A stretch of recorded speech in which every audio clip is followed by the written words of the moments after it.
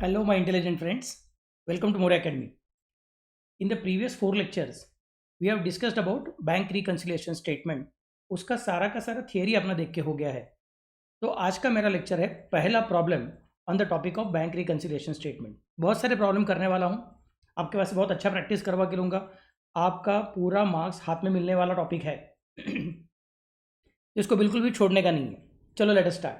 Simple step by step problem का difficulty level हम बढ़ाते जाएंगे. पहला क्वेश्चन देखेंगे. From the following particulars prepare bank reconciliation statement as on 31st of January 2019. चलो भैया, फिर मुझे लिखना पड़ेगा कि एज ऑन कौन सा डेट है. As on 31st of January 2019. 31st January 2019. So that's the starting point.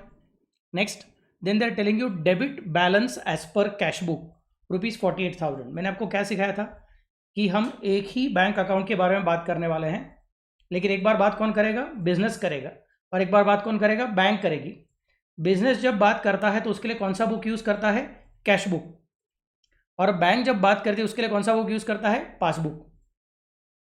दोनों एक ही अकाउंट के बारे में बात करते रहेंगे तो भी दोनों अलग अलग घर में बैठे हुए हैं. कैश बुक बिजनेस में बैठा हुआ है और पासबुक बैंक में बैठा हुआ है. तो इसका मतलब जो कैश बुक के लिए राइट साइड रहेगा वो पासबुक के लिए लेफ्ट साइड हो जाएगा, और जो पासबुक के लिए राइट साइड रहेगा वो कैश बुक के लिए लेफ्ट साइड हो जाएगा. जैसे हम लोग मिरर में सामने बैठे रहते हैं, या फिर जब जैसा मैं अभी सेल्फी कैमरा यूज़ करके आपके साथ बात कर रहा हूँ, तो इन दैट केस मेरा राइट हैंड हिलेगा तो आपको लगेगा कि सर का लेफ्ट हैंड हिल रहा है, because it is exactly mirror image. तो same is the case with the situation कि अगर हम लोग बैंक अकाउंट की बात करने वाले हैं, लेकिन एक बार कौन देखेगा? बिजनेस का कैश बुक देखेगा. दूसरी बार कौन देखेगा? बिजनेस का पासबुक देखेगा. दो अलग अलग लोग हैं, वो एक ही चीज़ के बारे में देख रहे हैं और सामने सामने से देख रहे हैं, साइड साइड से नहीं देख रहे हैं. जहाँ पे कैश बुक बैठा है वहीं पे पासबुक बैठा हुआ नहीं. कैश बुक मेंटेन करने वाला बिजनेस में बैठा है और पासबुक मेंटेन करने वाला बैंक में बैठा है. तो वो एक दूसरे के सामने बैठे हैं, जैसे हम लोग मिरर के सामने खड़े होते हैं. इसकी वजह से कैश बुक के साइड्स पासबुक में आते हैं, लेकिन एग्जैक्टली अपोजिट बन के आते हैं. कैश बुक का डेबिट साइड मतलब रिसीट डिपॉजिट साइड रहता है, तो पासबुक का क्रेडिट साइड मतलब रिसीट डिपॉजिट साइड रहता है. कैश बुक का क्रेडिट साइड मतलब पेमेंट विड्रॉवल के ट्रांजैक्शन को रिकॉर्ड करने के लिए यूज़ किया जाता है. तो पासबुक का debit side payment withdrawal transactions को रिकॉर्ड करने के लिए यूज़ किया जाता है. ये बेसिक पॉइंट्स है. सब मैंने इसके पहले के चारों लेक्चर में बहुत सारा बार डिस्कस किए हुए हैं, फिर से बार रिवाइज करके दे रहा हूँ. सो उन्होंने क्या बोला अपने को? Debit balance as per cash book. मतलब अपने को उन्होंने स्टार्ट कहाँ से करने को बोला है? कैश बुक से स्टार्ट करो भैया, ऐसा करके बोल दिया है. और बैलेंस कितना दिया है? 48,000. So it is debit balance as per cash book rupees 48,000. तो मैं सबसे पहले क्या करूँगा? अपना ये जो BRS बना के रखा है उसमें हेडिंग लिखा है मैंने, bank reconciliation statement is on 31st January 2019. वहाँ पे लिख दूंगा balance as per cash book. अभी ये छोटा चीज़ याद रखने का है, इसके पहले भी लिख के दिया है मैंने, फिर से एक बार बता के रखता हूँ कि कैश बुक में अगर तुम बोलोगे डेबिट बैलेंस तो वो नॉर्मल बैलेंस है या फिर वो पॉजिटिव बैलेंस है, और कैश बुक में अगर तुम बोलोगे क्रेडिट बैलेंस है तो वो ओवरड्राफ्ट बैलेंस है या फिर वो निगेटिव बैलेंस है. और पासबुक के बारे में मैंने क्या बोला था आप लोगों को? ये तो मेरा कैश बुक है. पासबुक में अगर आप डेबिट बैलेंस बोलोगे तो वो ओवरड्राफ्ट हो जाएगा, मतलब निगेटिव बैलेंस हो जाएगा, क्योंकि कैश बुक और पासबुक मिरर इमेजेस है. और क्रेडिट बैलेंस बोलोगे तो वो नॉर्मल बैलेंस हो जाएगा या फिर वो पॉजिटिव बैलेंस कहलाया जाएगा. अपने को प्रॉब्लम ने बोला है कि कैश बुक से स्टार्ट करो और बोल दिया है debit balance as per cash book rupees 48,000. इसका मतलब it is a positive balance, normal balance, debit balance. तो मैं यहाँ पे लिखूंगा balance as per cash book. Overdraft शब्द यूज़ करने की जरूरत ही नहीं पड़ेगी. It will be called as balance as per cash book. Amount कितना है तुम्हारा? रुपीज़ 48,000. अमाउंट है रुपीज़ 48,000. ये सर कहाँ से आपको 48,000? प्रॉब्लम ने खुद ने बोल के रखा है 48,000 का बैलेंस है. फिर सबसे इंपॉर्टेंट बात, ये जो फॉर्मेट मैंने आपको सिखाया है बैंक रिकन्सिलिएशन स्टेटमेंट का फॉर्मेट, इसमें कॉलम कौन सा है? पर्टिकुलर्स, अमाउंट, और उसके नीचे अपना वर्किंग नोट है. This is my working note.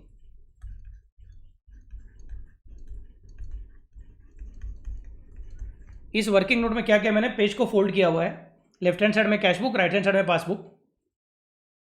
फिर कैश बुक का जो साइड है उसके अंदर भी दो पार्ट कंसिडर किए हुए, एक का नाम रखा है रिसीट डिपॉजिट और दूसरे का नाम रखा है पेमेंट विड्रॉवल।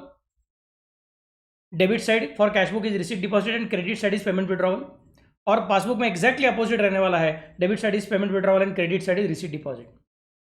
ये सब फॉर्मेट मैंने इसके पहले लेक्चर्स में डिस्कस किए हुए हैं, अगर देखा नहीं रहेगा तो प्लीज़ पुराना लेक्चर देख लीजिए, अभी फटाफट से प्रॉब्लम सॉल्व करने का है। फिर मैं यहाँ पे आने के बाद क्या करूँगा, पूछूंगा अपने आप से कि उन्होंने कौन सा बैलेंस बोला है।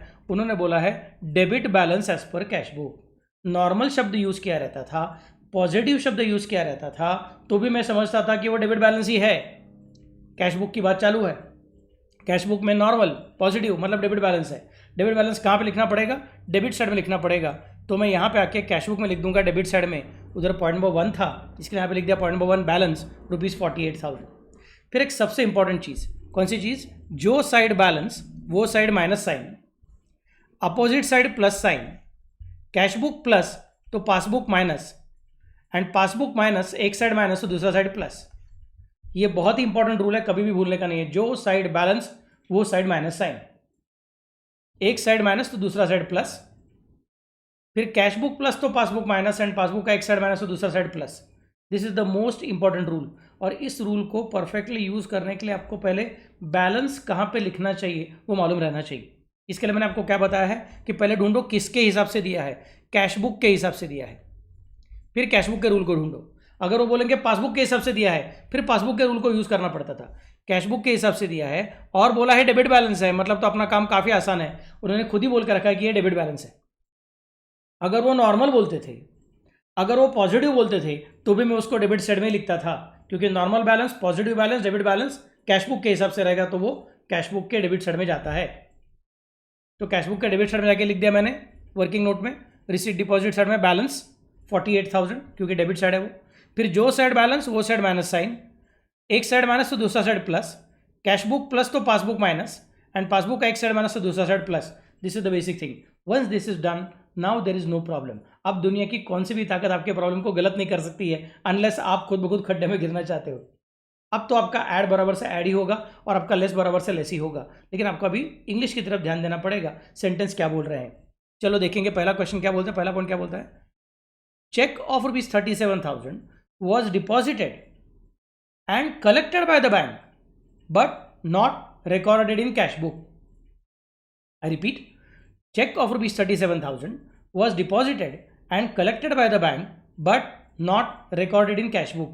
मतलब क्या प्रॉब्लम हो गया था, हमने एक कस्टमर के पास से चेक आ गया, वो चेक हमने फटाफट से पेन स्लिप में भर दिया। पेन स्लिप के दो पार्ट रहते हैं, एक छोटा पार्ट और एक बड़ा पार्ट, नहीं तो कार्बन कॉपी रहती है, मैंने आपको सब सिखाया हुआ है सब चीज़ें। बैंक में जाके वो भर भी दिया, ठप्पा मार के लेके भी आए, लेकिन बाद में कैशियर गलती से वो जो पेन स्लिप ठप्पा मार के आया हुआ है उसको अकाउंटेंट के पास देके उसका एंट्री करने के बाद में फाइल में लगाना चाहिए था, वैसा कुछ किया नहीं, उसने डायरेक्टली फाइल में लगा दिया। अकाउंटेंट को बेचारे को पता ही नहीं। अब अकाउंटेंट को पता ही नहीं, इसका मतलब उसने कैश बुक में लिखा ही नहीं, क्योंकि जब तक उसके पास डॉक्यूमेंट नहीं आएगा तब तक वो रिकॉर्ड नहीं करेगा। तो अकाउंटेंट ने रिकॉर्ड नहीं किया, लेकिन बैंक के पास चेक चला गया था। फिर बैंक ने क्या कर दिया, उस चेक को वो आरबीआई का क्लियरिंग हाउस का सिस्टम, याद है कि आपको मैंने सिखाया था, वो क्लियरिंग हाउस के सिस्टम में से चेक को सामने वाले पार्टी के बैंक तक लेके गए, और सामने वाले पार्टी के बैंक ने बोल दिया हाँ पैसा है, ले लो पैसा। पैसा ट्रांसफर भी हो गया, अपने बैंक मैनेजर के पास पैसा आ भी गया, उसने अपने बैंक अकाउंट में पैसा डिपॉजिट भी कर लिया, और उसने फटाफट से क्या कर दिया, पासबुक में एंट्री कर दिया कि पैसा आ चुका है। So bank manager has already passed the entry in the passbook that money is collected, deposited in our bank account. लेकिन वो जो डिपॉजिट करके आए थे तब वो पेन स्लिप का जो छोटा सा टुकड़ा था वो अकाउंटेंट के पास न जाने की वजह से अकाउंटेंट ने उसका एंट्री ही किया नहीं है, तो कैश बुक में एंट्री है ही नहीं, पासबुक में एंट्री है कितना ₹37,000, और कौन सा एंट्री है, डिपॉजिट का एंट्री है। तो मैं क्या करूँगा, वर्किंग नोट में चला जाऊँगा, कैश बुक में रिसीट डिपॉजिट साइड में एंट्री नहीं है, इसके लिए यहाँ पे कुछ भी नहीं लिखूंगा, जाऊंगा कहाँ पे, पासबुक में, क्योंकि वहाँ पे एंट्री आ चुकी है। और पॉइंट नंबर 2 है, चेक का पॉइंट था, ₹37,000 यहाँ पे आ चुका है, because this is what has happened. तो सर अभी इसका आगे क्या फ़ायदा होगा, अभी जो दिमाग चलाएगा उसको फट से समझेगा कि सर यहाँ पे 37,000 आपने लिखा हुआ है और ऊपर प्लस साइन है, इसका मतलब मेन आंसर में अपने को बाद में ₹37,000 ऐड करना पड़ेगा। This is how the simple working happens. एकदम सिंपल टॉपिक है और अपने क्लास का टेक्निक, अपना मोर एकेडमी का टेक्निक एकदम ईजी टेक्निक है। किसी भी एकदम डिफिकल्ट सिचुएशन को भी हम लोग फटाफट से सॉल्व कर सकेंगे। कोई भी सिंपल बच्चा रहने दो, इंटेलिजेंट बच्चा रहने दो, कोई भी कैसे भी रहने दो, उसको फटाफट से सॉल्व करने को आना चाहिए। That should be our technique. Okay, तो देखो टेक्निक क्या कहता है कि चेक कहाँ पे लिखना पड़ेगा, पासबुक में आ चुका है तो पासबुक में आ गया, और ऑब्वियसली डिपॉजिट हो गया इसलिए रिसीट डिपॉजिट साइड में लिख दिया, वहाँ पे लिख दिया 37,000, काम खत्म। फिर मैं चला गया आगे, सर मेन स्टेटमेंट में कुछ तो लिख दो ना। अभी नहीं लिखेंगे, पहले पूरा प्रॉब्लम कंप्लीट कर देंगे, वर्किंग नोट पूरा करेंगे, उसके बाद में हम लोग मेन स्टेटमेंट के पास जाएंगे। So next point is cash deposit of ₹26,200 was recorded in the cash column of the cash book. Cash deposit किया था, डिपॉजिट किया मतलब क्या हुआ रहेगा, अपने पास कैश आई है कि अपने पास से कैश गई है, सोच के देखो। बिजनेस है, बिजनेस ने बैंक में जाके कैश डिपॉजिट किया है, मतलब बिजनेस के कैश बॉक्स में से कैश निकल चुकी है और उसके बैंक अकाउंट में पैसा चला गया है, मतलब cash is not coming in, cash is going out and bank is the receiver. Bank is the receiver, cash is going out, entry क्या होना चाहिए, bank account debit to cash account. क्या देखा, डबल कॉलम कैश बुक सिखाया था, debit side में भी cash and bank column, credit side में कैश एंड बैंक कॉलम, और फिर यहाँ पे क्या होता है, कॉन्ट्रा एंट्री हो जाता है। तो मैंने आपको क्या सिखाया था, पहले अमाउंट कॉलम फिक्स करने का, अमाउंट कॉलम फिक्स करने के बाद में पर्टिकुलर्स कॉलम में क्या लिखने का वो सोचने का। लेकिन कभी कभी अकाउंटेंट लोगों ने ऐसा सब मोर एकेडमी का अच्छा लेक्चर देखा नहीं रहता है, तो वो लोग गड़बड़ कर देते हैं। अभी एंट्री क्या हुआ था, cash deposit of ₹26,200, cash deposit मतलब bank account debit to cash account. So cash book में डेबिट साइड में बैंक कॉलम में 26,200 लिखना चाहिए था, और उसी कैश बुक में क्रेडिट साइड में कैश कॉलम में 26,200 लिखना चाहिए था, डेबिट साइड में बैंक कॉलम में लिखना चाहिए था। उसने गलती से क्या कर दिया है, it was recorded in the cash column of cash book. मतलब एक्चुअली स्पीकिंग क्या हो गया है, बैंक में पैसा जमा हो गया है, लेकिन कैश बुक के हिसाब से अभी तक बैंक में पैसा जमा ही नहीं हुआ है, क्योंकि बैंक कॉलम में एंट्री करने का रह गया है। उसने कैश में तो गड़बड़ कर ही दिया, बट मोस्ट इंपॉर्टेंट थिंग, जहां पे बैंक में एंट्री होना चाहिए था वहां पे उसने बैंक में एंट्री किया हुआ नहीं है। सो अपना जो अकाउंटेंट है उसने गड़बड़ क्या कर दी है, उसने कैश बुक के डेबिट साइड के बैंक कॉलम में 26,200 लिखना चाहिए था, लेकिन वो वहाँ पे लिखा हुआ नहीं है। मतलब कैश बुक के डेबिट साइड में यहाँ पे 26,200 आना चाहिए था, बट लिखा हुआ नहीं है, इसके लिए मैंने भी लिखा नहीं है। लेकिन बैंक मैनेजर बोलेगा हाँ पैसा आ गया, डिपॉजिट हो गया, इसलिए उसने फटाफट से एंट्री कर दिया, कैश डिपॉजिटेड 26,200। सो पासबुक में एंट्री आ गया है, कैश बुक में एंट्री आया हुआ नहीं है, मतलब अपने को क्या करना पड़ेगा, ऐड करना पड़ेगा, क्योंकि ऊपर का साइन बोलता है ऐड करना है। Late us consider next point, purchased furniture and payment by debit card ₹25,000 was not recorded in cash book. उसने डेबिट कार्ड से पेमेंट कर दिया, तो डॉक्यूमेंट कुछ आई नहीं उसके हाथ में, और उसका स्लिप भी कभी कभी मिलता नहीं है, वो लेने को भूल गया, तो उसने अकाउंटेंट को कुछ दिया ही नहीं। अभी पेमेंट तो कर दिया, फर्नीचर परचेज भी कर दिया, और डेबिट कार्ड से पेमेंट किया मतलब बैंक अकाउंट से पैसा निकल गया है। सो बैंक मैनेजर जो है उसने क्या किया रहेगा, पासबुक में एंट्री कर दिया रहेगा फर्नीचर, पेमेंट कर दिया है आपने फर्नीचर का, 25,000 उसका एंट्री हो गया है। कैश बुक के पेमेंट साइड में एंट्री आया ही नहीं है, क्यों नहीं आया है, क्योंकि उसने अकाउंटेंट को पर्ची दिया नहीं है, उसने चिट्ठी दिया नहीं है, वो तो स्लिप आता है जो पेमेंट का स्लिप, वो दिया ही नहीं है, तो अकाउंटेंट ने बेचारा ने एंट्री नहीं किया हुआ है। So entry is only in the passbook का payment withdrawal side 25,000। Let us consider next point, online transfer was made to our creditors account ₹26,700। Online transfer was made, अपने पास पैसा आ नहीं रहा है, अपने पास से पैसा जा रहा है। कितने रुपए का जा रहा है, 26,700। किसकी वजह से जा रहा है, क्रेडिटर्स की वजह से जा रहा है। कैसे गया है, चेक से गया क्या, नहीं, कैश दी है क्या, नहीं, हमने क्या कर दिया है, IMPS से पेमेंट किया हुआ है। मतलब वो इलेक्ट्रॉनिक ट्रांसफर का जो टेक्निक्स है उसमें NEFT, IMPS, RTGS जैसा अलग अलग टेक्निक आता है, उसमें IMPS से पेमेंट किया हुआ है। तो फिर 26,700 का पेमेंट, पासबुक को पता चल गया है कि पैसा पेमेंट चला गया है, क्रेडिटर को पेमेंट हो चुका है, लेकिन कैश बुक में एंट्री आया ही नहीं है। तो कैश बुक में कुछ है नहीं, मतलब कैश बुक में मैंने पेमेंट विड्रॉल साइड पेंडिंग रखा है, लेकिन पासबुक में मैंने बोल दिया है क्रेडिटर्स का एडजस्टमेंट नंबर 5 की वजह से आने वाला creditors 26,700। Next point, telephone bill of ₹7,250 and electricity bill of ₹8,250 paid through online banking was not recorded in the cash book. Telephone bill of 7,250, electricity bill of 8,250 paid through online banking was not recorded in the cash book. बोलूँगा अच्छी बात है, इसका मतलब क्या consider करना पड़ेगा, telephone bill and electricity bill दोनों ऑनलाइन पेमेंट कर दिया है, मतलब पासबुक को तो पता चल गया है, कैशबुक को पता नहीं चला है। सो पेमेंट विड्रॉल साइड यहाँ पे कुछ नहीं आया, लेकिन यहाँ पे आ गया telephone and electricity 7250 and 8250। Then comes the next part, cheque received from Vinod for rupees 28,600 paid in to bank was dishonored on 27 January 2019 but advice was received only on 4th of February 2019। Check received, हमको check मिल गया था। From whom? From Vinod. Vinod नाम का अपना एक customer है जिसको हमने गुड्स बेचा रहेगा, उसके बदले में उसने अपने को पैसा दिया रहेगा। लेकिन पैसा कैसे दिया? उसने अपने को चेक के रूप में दिया। अमाउंट कितना है? 28,600। Paid in to the bank. देखो बाबा लोग, बेबी लोग, बहुत इंपॉर्टेंट चीज है, paid in to the bank. Paid in to bank, paid from bank नहीं बोला, पेड इनटू बैंक बोला। पेड फ्रॉम बैंक रहेगा तो बैंक में से पैसा जाएगा। पेड इनटू बैंक इसका मतलब बैंक में हमने चेक डिपॉजिट किया हुआ है। So this is not a problem of payment. बच्चा लोग क्या करते हैं, वो पेड शब्द को देखते बोलते हैं सर ये पेमेंट का ट्रांजेक्शन है। अरे लेकिन जरा आगे ठीक से देखो, लिखा क्या है? Paid into bank. Paid from bank नहीं बोला है, बैंक में से पेमेंट नहीं किया है, बैंक में पेमेंट किया है। बैंक में पेमेंट किया इसका मतलब बैंक में डिपॉजिट किया हुआ है। सो हमने डिपॉजिट का एंट्री कर दिया रहेगा 28,600 का, लेकिन बाद में क्या हुआ रहेगा, बैंक ने उसको आगे आरबीआई के क्लियरिंग हाउस के सिस्टम में से भेज दिया रहेगा for the purpose of clearing. और जब वो चेक वहाँ पे अपना जो विनोद है उसके बैंक मैनेजर के पास पहुँच गया, उसका वो ट्रंकेटेड सिस्टम, तो विनोद के बैंक मैनेजर ने देखा अरे यहाँ पे सिग्नेचर मैच नहीं हो रहा है, नहीं तो शायद डेट मैच नहीं हो रहा है, मतलब स्टेल चेक है, या फिर amount in words amount in figure match नहीं हो रहा है, नहीं तो स्क्रिबलिंग हो गया है। तो विनोद के मैनेजर ने बोला सॉरी, मुझे जो आरबीआई ने गाइडेंस दिया हुआ है कि किस तरह से चेक ऑनर करने का रहता है, उसके हिसाब से चेक में गड़बड़ है, मैं इसको क्लियर नहीं करूंगा, इसको ऑनर नहीं करूंगा। ऐसा किसने बोला? विनोद के बैंक मैनेजर ने बोला। किसको? आरबीआई के क्लियरिंग हाउस को बोला। आरबीआई के क्लियरिंग हाउस ने किसको बोला? अपने बैंक को बोला। अपने बैंक ने बोला ठीक है, फिर नहीं गया पैसा, नहीं आया पैसा करे। लेकिन गड़बड़ किधर हो गई? अपने बैंक ने अपने को जो एडवाइस देना चाहिए था, बैंक एडवाइस, वो उन्होंने दिया कब? अपने को 4 फरवरी को दिया हुआ है। गड़बड़ किधर है? हमको बनाने का BRS ऑन 31 जनवरी 2019। सो 31 जनवरी 2019 को अपने को एंट्री करना है। तब तक अपने को बैंक के पास से एडवाइस आया हुआ नहीं है, मतलब हमारे हिसाब से यहाँ पे 28,600 रुपीज विनोद का आ चुका है। हमारे हिसाब से विनोद का 28,600 रुपीज रिसीट डिपॉजिट में आ चुका है।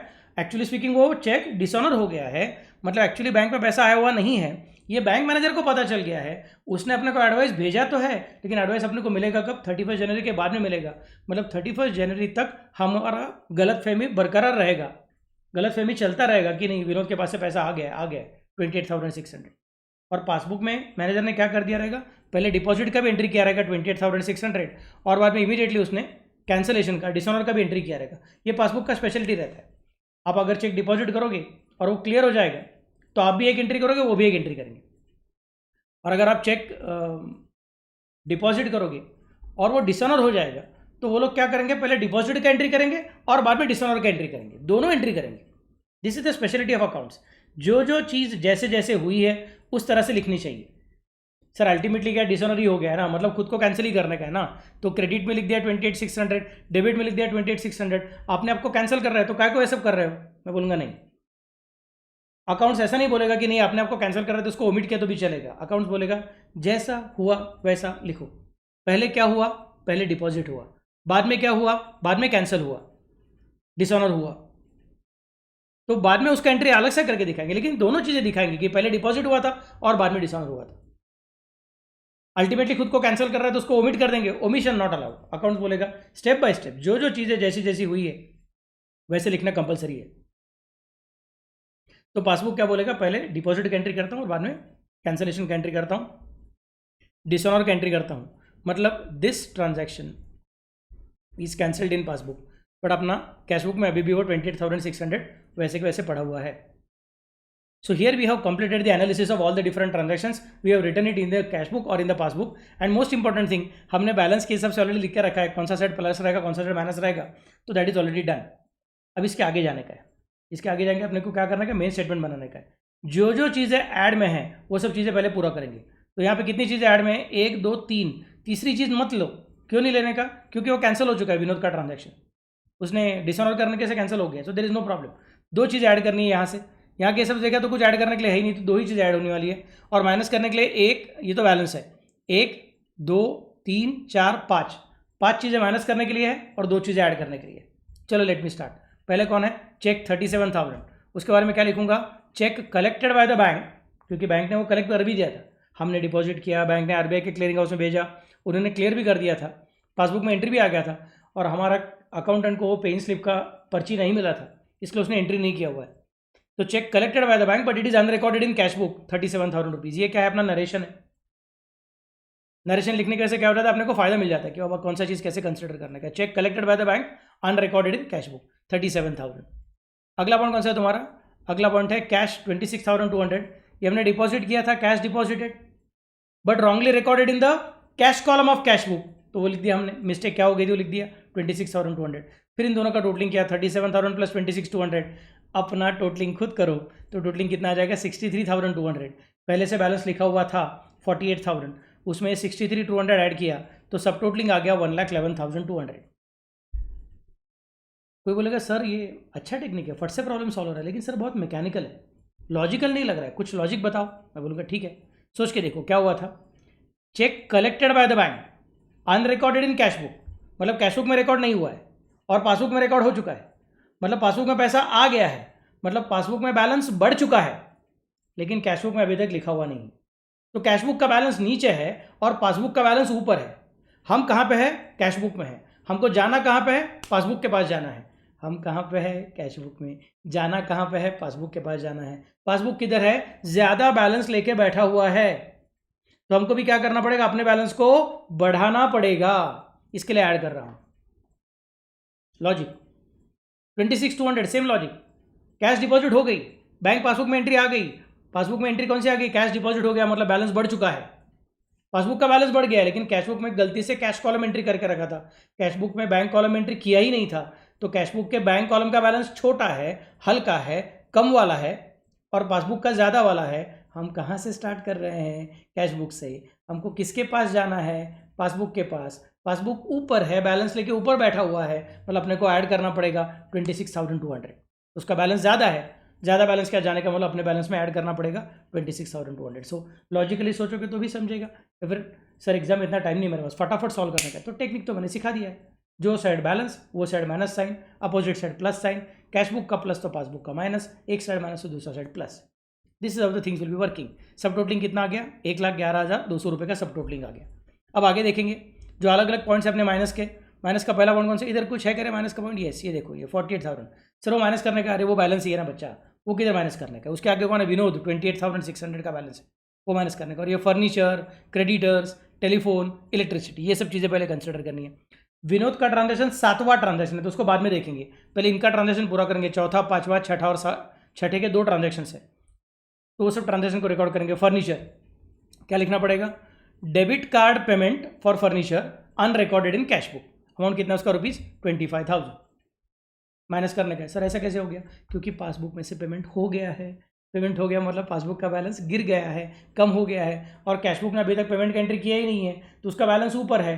हम कहाँ पे है, कैश बुक में, जाना कहाँ पे है, पासबुक के पास। पासबुक कैसा बैलेंस है, कम वाला बैलेंस है, ज़्यादा वाले बैलेंस से कम वाले बैलेंस के पास जाने का है, तो क्या करना पड़ेगा, माइनस करना पड़ेगा। तो माइनस कर रहे हैं 25,000, नहीं तो सिंपल टेक्निक, 25,000 के ऊपर साइन कौन सा है, माइनस, चलो माइनस कर दो, काम खत्म, simple.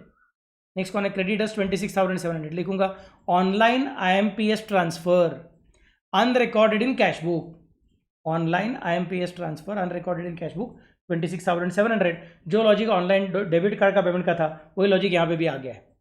Next, telephone bill and electricity bill दोनों paid online 7250 and 8250, unrecorded in cash book, मतलब ये भी माइनस करना पड़ेगा, क्योंकि पासबुक का बैलेंस पेमेंट की वजह से कम हो गया है और कैश बुक में पेमेंट रिकॉर्ड ही नहीं किया है, इसलिए कैश बुक का बैलेंस ऊपर है, पासबुक का बैलेंस नीचे है। हमको क्या करना पड़ेगा, बड़े वाले बैलेंस के पास से छोटे वाले बैलेंस के पास जाने का, तो माइनस करना पड़ेगा, इसलिए दोनों माइनस कर रहा हूँ। Telephone bill paid online unrecorded in cash book, electricity bill paid online unrecorded in cash book. ऐसा 7250 एंड 8250 कंसिडर किया, काम खत्म। तो मेरे ख्याल से ये दोनों एडिशन हो गया है, ये तीनों माइनस, जो भी कुछ माइनस करने का माइनस करके हो गया है। अब कैश बुक में देखूंगा 28,600 रुपीज़ विनोद का है, तो उसको माइनस करने का लिखूंगा चेक डिपॉजिटेड एंड डिसऑनर्ड, हमने डिपॉजिट किया और बाद में डिसऑनर हो गया। Check deposited and dishonoured but the entry for dishonour is unrecorded in cash book, entry for dishonour is unrecorded in cash book. Amount कितना रुपीज़ 28,600, तो सब टोटलिंग कितना होगा 25,000 प्लस 26,700, प्लस 7250 प्लस 8250 प्लस 28,600, सब टोटलिंग हो जाएगा 95,800। अपना टोटलिंग खुद करना मेरे बच्चे। और 1,11,200 में से 95,800 माइनस किया, बैलेंस अभी भी पॉजिटिव आ गया 15,400। हम कौन थे? बैलेंस एज पर कैशबुक में थे। अब क्या बन जाएंगे? Balance as per passbook, bank balance as per passbook. This is how the formula is suppose to be solve. Amount कितना आ गया? 15,400 का अमाउंट आ गया। Simple problem, no tension, easiest problems, सिर्फ सिस्टमेटिकली सॉल्व करने का, बाकी कुछ करने की जरूरत नहीं है। Clear all of you? जितना मन शांति से करोगे उतना फटाफट समझेगा। मैंने क्या सिखाया? सबसे पहले ढूंढने का कि कैशबुक का रूल्स क्या है और पासबुक का रूल्स क्या है। कैशबुक का रूल क्या है? नॉर्मल मतलब पॉजिटिव मतलब डेबिट, एंड ओवरड्राफ्ट मतलब नेगेटिव मतलब क्रेडिट। ये किसका रूल है? कैशबुक का रूल है। और पासबुक का रूल क्या है? ओवरड्राफ्ट मतलब नेगेटिव मतलब डेबिट, एंड नॉर्मल मतलब पॉजिटिव मतलब क्रेडिट। ये किसके रूल्स है? ये तुम्हारे पासबुक के रूल्स है। तो कैशबुक का रूल्स मिल गया, पासबुक का रूल मिल गया। फिर प्रॉब्लम को पढ़ने का, बैलेंस किधर से दिया है? कैशबुक से दिया है, मतलब ये वाले रूल्स देखने के। कौन सा बैलेंस दिया? खुद ही बोल दिया है डेबिट बैलेंस, तो टेंशन ही नहीं है। फिर बीआरएस के फर्स्ट लाइन में लिख दिया bank balance as per cashbook ₹48,000, और कैशबुक में डेबिट साइड में जाके लिखा बैलेंस ₹48,000। जो साइड बैलेंस वो side minus sign, opposite side plus sign, एक साइड प्लस तो दूसरा साइड माइनस, कैशबुक प्लस तो पासबुक माइनस, और एक साइड माइनस तो दूसरा side plus. This is the logic to be kept in mind, very easy to go for it. And thereafter जैसे जैसे ट्रांजेक्शन हो गए हैं वो कैशबुक में नहीं तो पासबुक में फटाफट से रिकॉर्ड करते जाओ। तुमको अपने आप समझेगा कि कौन सी चीज़ ऐड करनी है, कौन सी चीज़ लेस करनी है। और हर प्रॉब्लम को मैं लॉजिकली भी बताया करूंगा कि ऐसा ऐड क्यों कर रहा है, लेस क्यों कर रहा है, किसका बैलेंस किस ट्रांजेक्शन कैसे ज़्यादा है कम है। क्योंकि कोई कोई कॉलेज में ये हाथ का टेक्निक सिखाते हैं कि ये ज़्यादा है ये कम है वगैरह करके, और कुछ अलग अलग टेक्निक भी रह सकते हैं। But I find this technique to be very easy to manage, simple, less time consuming and accurate. तो उसके हिसाब से हम सॉल्व करेंगे। जो साइड बैलेंस वो side minus sign, opposite side plus sign, cashbook में प्लस तो पासबुक में माइनस, एक साइड माइनस तो दूसरा side plus. This is the basic thing to be kept in mind. So here we complete our first problem. अब कल के problem थोड़ा और अलग टाइप का प्रॉब्लम करूंगा। कल शायद मैं क्या कौन सा प्रॉब्लम करूंगा? बैलेंस एज पर पासबुक दिया रहेगा तो वहां से कैशबुक के पास कैसे आने। अब मैं कैशबुक से निकला और पासबुक में पहुंचा, कल के प्रॉब्लम में पासबुक से निकलूंगा और कैशबुक पे आ जाऊंगा। ओके, चलो then, bye bye, take care. कल के लेक्चर को बिल्कुल मिस मत करना। Bye bye, take care, good night.